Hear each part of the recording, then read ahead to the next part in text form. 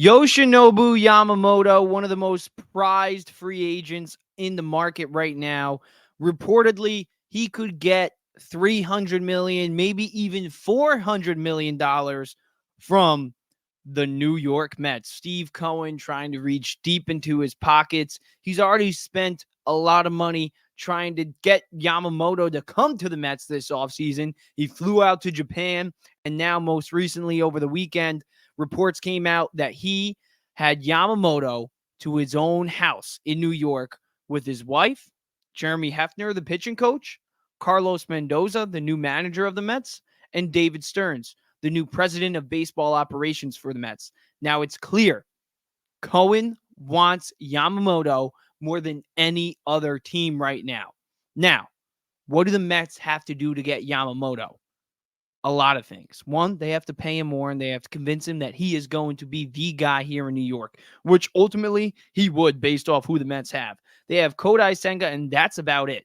And speaking of Kodai Senga and Yamamoto, they're reportedly friends. Kodai Senga, I wrote an article on it on Fansided. You can check out my author page. Scroll down a little bit. You'll find that article. Senga was going after Yamamoto. He was trying to recruit him earlier on in the offseason. I'm not sure if it's still going on, but I wouldn't doubt it. I would not doubt it. And guess what? Senga pitched in the same league that Yamamoto did, just to show you how good Yamamoto is. Look at his numbers compared to Kodai Senga's in the MPB. Kodai Senga this year in his first year with the Mets, 2.98 ERA. I could say he was a Cy Young candidate. He was definitely top 5. He finished there. And then look at that, Yamamoto compared to Senga in the MPB. Senga was a beast, 2.59 ERA. Yeah, that's great. Yamamoto, 1.82. What would his 2024 MLB ERA be based off Senga's transition to the MLB? Now, you see that transition and you're Yamamoto, wouldn't you want to come to the Mets based off what's Senga's success shows you that the transition in Queens won't be that drastic. And there's a lot of things that Yamamoto could do for this franchise. One, it would put them in talks of actually going to the postseason because right now, with the way that roster looks, they have a depleted pitching rotation. Their lineup, it's okay. Francisco Lindor was named All MLB shortstop, second team. That's great. Pete Alonso also 40-plus home runs year in and year out. Outside of those two, though, Brandon Nimmo, okay. Jeff McNeil, okay. And the rotation and the bullpen, like I said, depleted.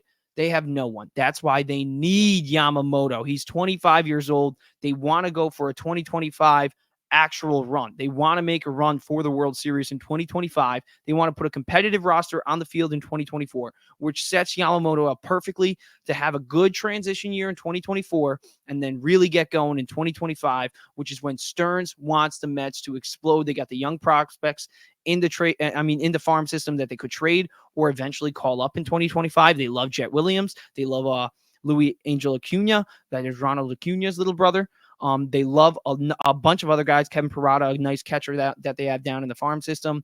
They also have Drew Gilbert, the guy who they acquired in the Justin Verlander trade. So there's guys that they love in the farm system that they want to eventually call up in 2025 or use to get guys that could help them in 2025.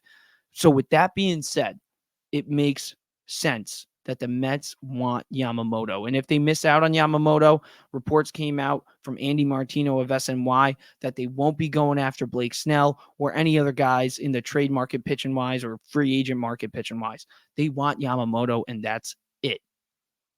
But what they have to do to get him, I think they have to offer him more than $400 million. I'm going to be honest, because after he met with the Mets, you know what he did? He requested the meeting with Brian Cashman and the Yankees. He wanted to meet with them.